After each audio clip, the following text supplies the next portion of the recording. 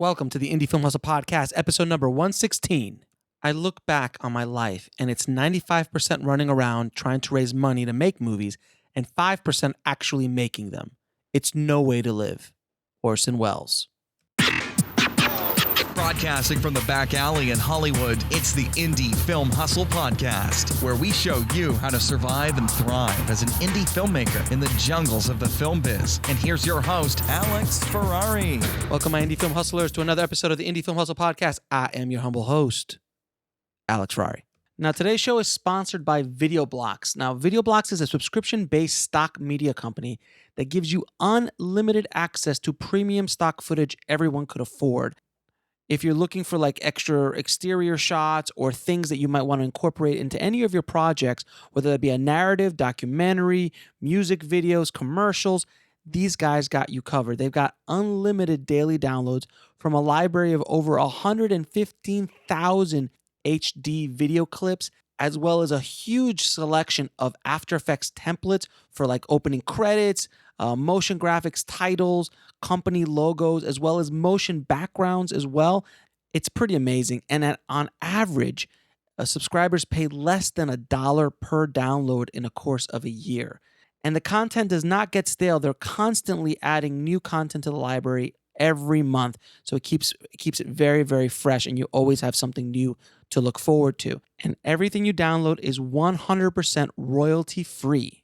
Even if your subscription is canceled, you have unrestricted usage rights for anything you want to do, including personal projects and commercial projects, and you keep whatever you download and maintain the usage rights forever. Now, VideoBlocks is offering The Tribe a yearly subscription for $99. That's $50 off the usual price tag, just for you guys, just for The Tribe. That's less than $10 a month. So to get this deal, just head over to videoblocks.com/hustle. That's videoblocks, VIDEO blocks.com/hustle for this exclusive offer. And don't forget to go to freefilmbook.com. That's freefilmbook.com to download your free filmmaking audiobooks from Audible. So guys, today's episode, I wanted to go back a bit and talk about a time, a much simpler time, a lovely time called the 90s, where a lot of indie film guys got their start.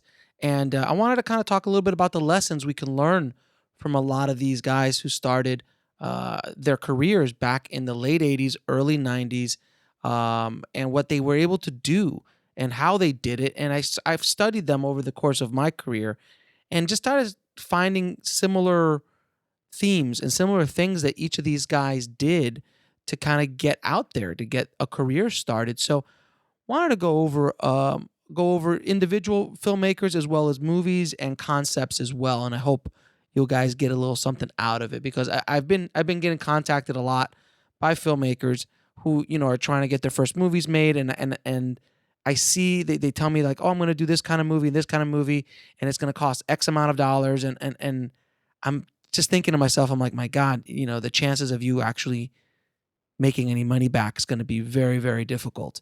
And I wanted to kind of give a little bit of a helping hand, if I can, with this episode. So first and foremost, guys, when you're going to go into making a movie, your first feature film, do it as cheaply as humanly possible. Dirt cheap. Okay, I mean, the bare minimum of what you can do to get your movie finished and made. Because a lot of filmmakers will show up and go, look, I've got $200,000 for my first movie. I'm like, well, if you have $200,000 for your first movie, you better pick a genre that's really marketable. You probably better pick a couple stars that are going to be involved so you can at least get some basic sales off of that. And if you don't do that, you're going to be destined for failure, because even Sundance winners and big Sundance, Tribeca, South by Southwest, full-blown winners and audience winners and best of shows, for you to get the $200,000 back on a, let's call it a drama or a comedy or a dramedy, or something that's not genre-based, extremely, extremely difficult. And I think a lot of filmmakers make that big mistake right up front. And when they finally do that and they completely fall on their face, they're discouraged and never make another movie again. And I don't want to see that happen to you guys.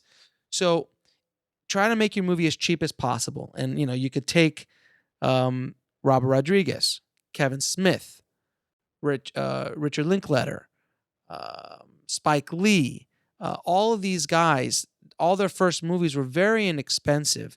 But obviously the famous one, which is Robert Rodriguez at $7,000, Kevin Smith at $30,000 or $27,000 he put on his credit cards, all that kind of stuff. And I'll use this as Meg as an example. I'll use myself. We made the movie for under $25 million. We'll release the final budget once the audit is done. But we made the movie at a place where we feel comfortable that we can recoup our initial investment. Now, that could be $500,000. That could be $5,000. I'm not saying Meg in general, but just a general statement. Because if you have a certain star or a certain genre or a certain thing and $500,000 and you can pre-sell or sell certain territories and things like that, $500,000 makes a lot of sense. If you're going to probably get 1.5 back for it. But if you're going in with a drama with no stars at $100,000, $200,000, $500,000 budget, good luck. You'd be one of the few, and when I say few, I can count them on my hands, if I could even think of movies that blew out of the water at that kind of budget range when they're first starting out. But what you need to do is embrace your limitations. Do what you can do very well. So again, I'll use Meg as an example. My limitations, which were limitations I set on myself, I knew what I had. I knew what kind of cast I can get. I knew what kind of locations I could get. I knew what camera I can afford that I could have complete control over, as opposed to getting a free Alexa, which would have brought all sorts of, headaches, financial headaches, as well as technical and logistical headaches for this kind of movie. And I just fell right into what I had access to. I'll go back to mariachi. Robert had access to a full Mexican town. So he made a movie about a full Mexican town. Kevin Smith had access to a convenience store, and he made a movie about a convenience store. Richard Linklater made a movie called Slacker. What did he have access to? Austin back in the 90s, which is not the cool hip Austin that it is today. He just made a movie about his backyard. And that's another thing you guys have to understand. You should make a movie that is close to you, that is your experience, your perspective on something. There's been a lot of convenience stores in movies in the history of film, but no one has ever done it quite like Kevin Smith. It was his perspective, his rawness of what it's really like to be a clerk. And that was his truth. Same thing goes for to Richard Linklater in Slacker. He wanted to show what these people in this town was like from his perspective, his voice. And if you start going back and watching all of the first movies of a lot of these great directors, a lot of them are gonna be very close to home. They're gonna be, I'm sure there's the occasional, oddball out, like The Following, by Chris Nolan.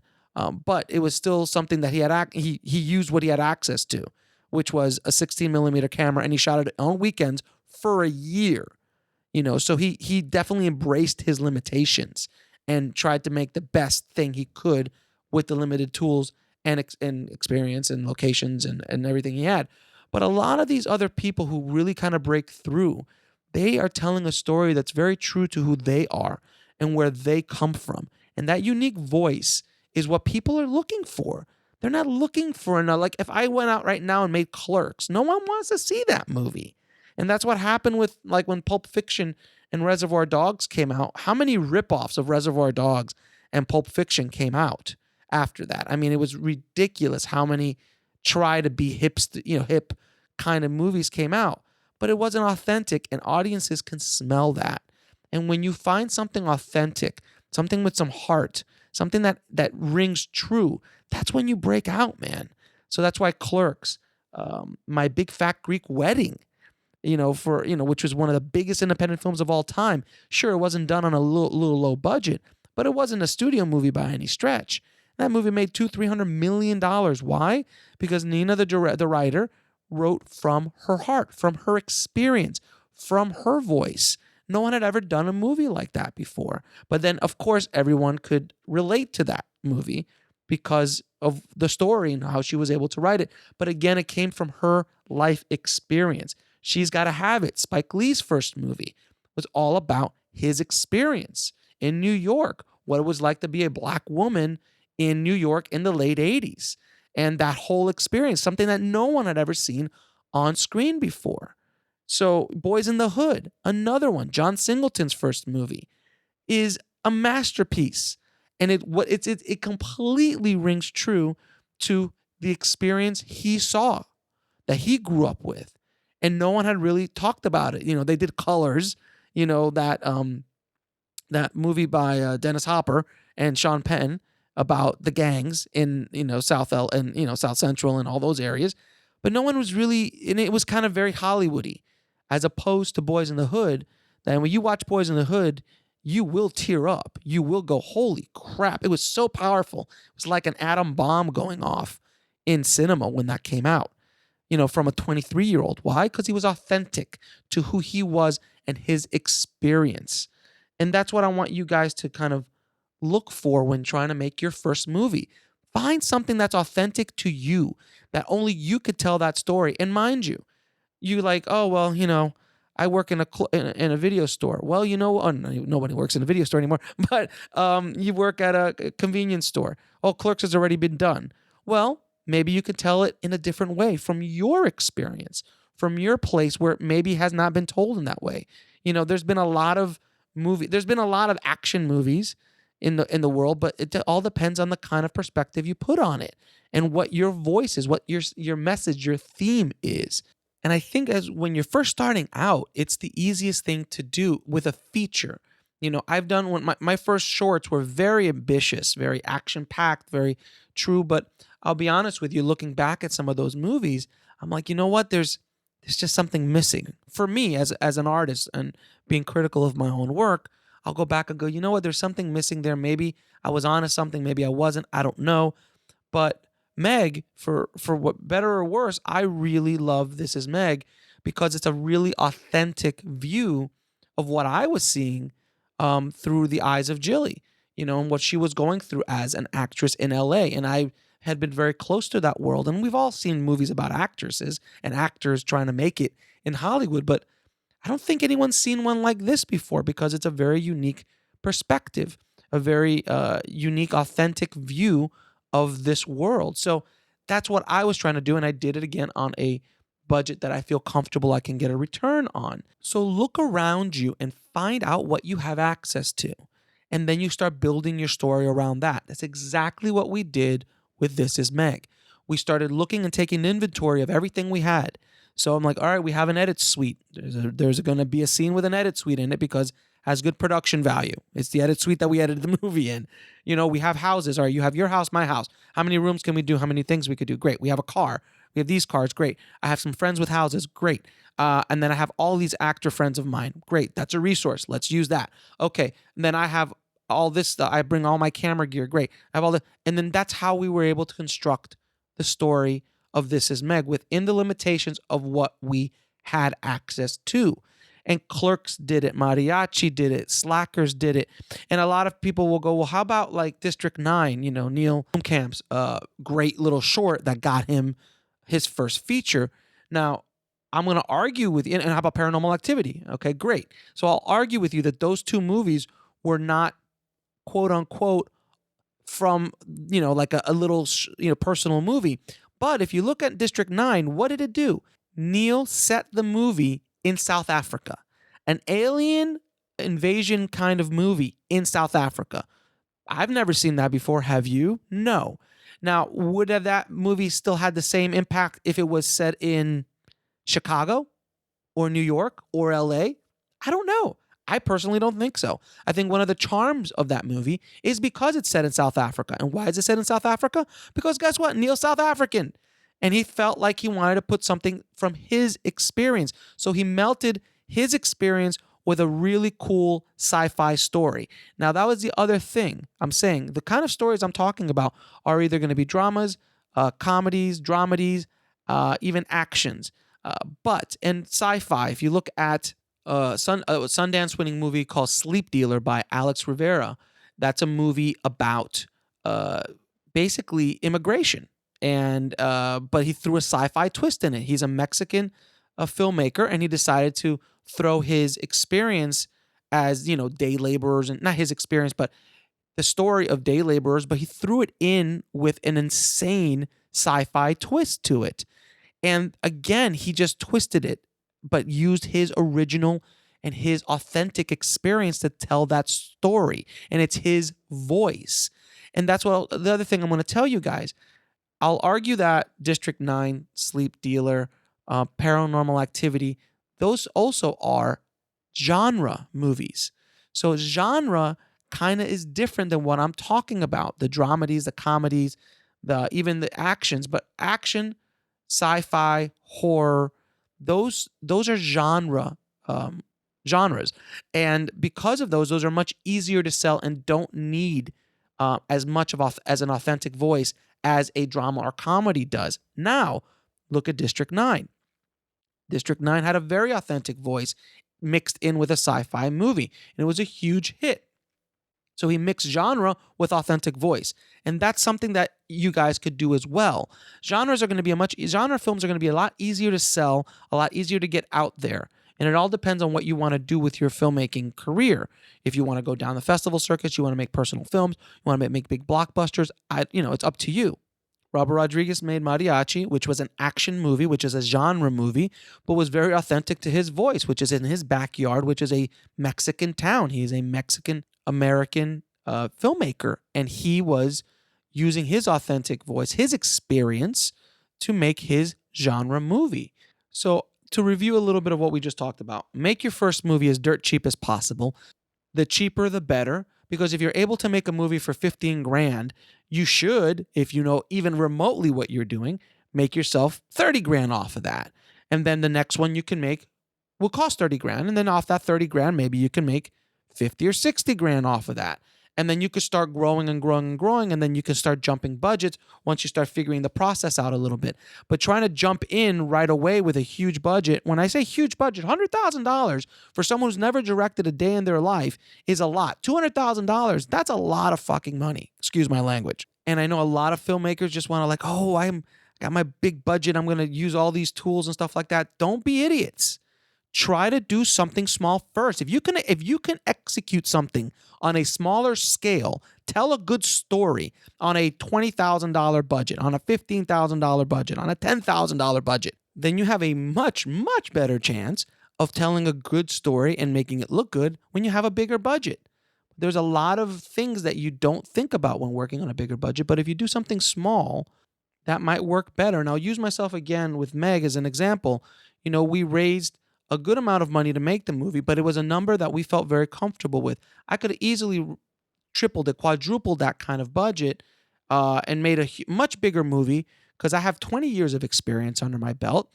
I've directed $400,000 or $500,000 music videos and commercials and things like that in my career.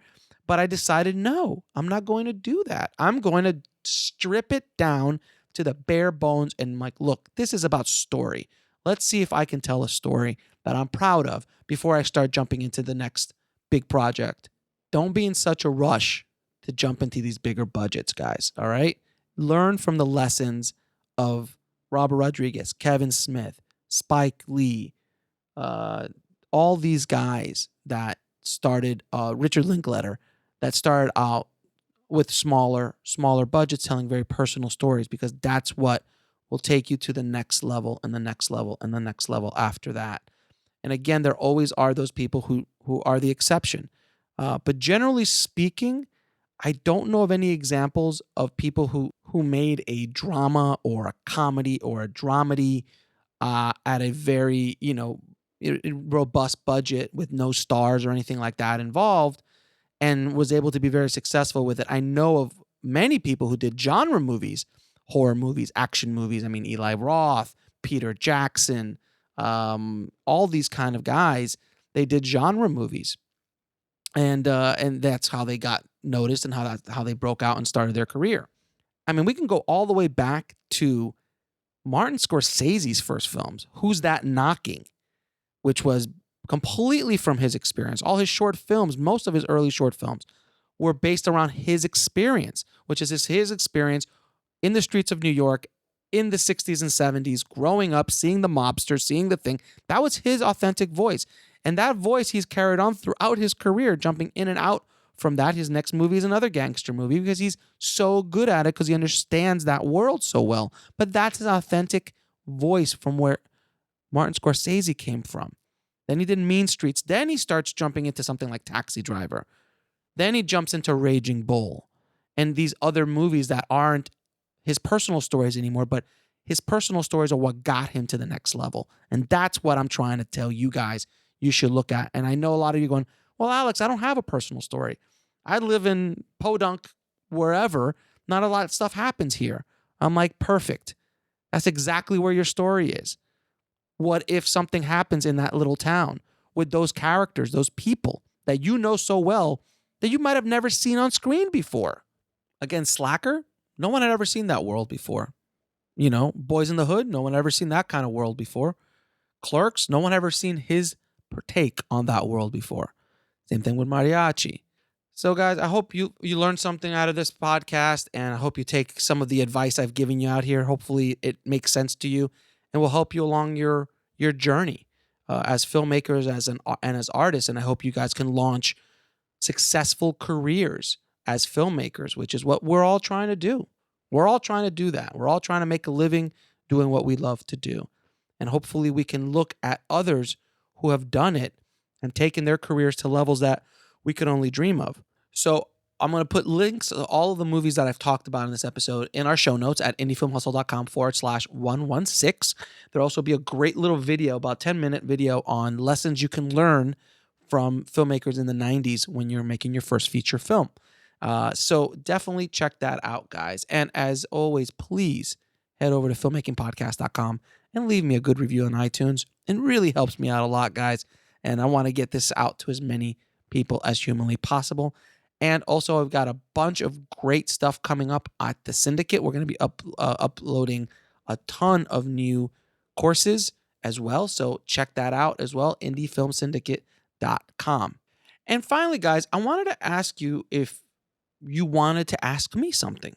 So I'm going to start creating a little section. Either I'm going to do it in its own podcast, or I'm going to do it at the end of podcast, depending on how many questions I get. But I want you guys to send me some questions.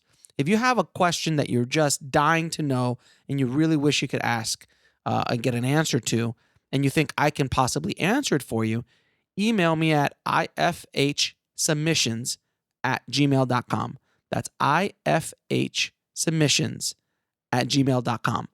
And that will just write me a question going, hey, this question and this question. And I'll do a podcast episode answering those questions alone. And hopefully that will help you guys a bit. So you could either do it. That'll probably be the best way to get a hold of me with it. So ifhsubmissions.com.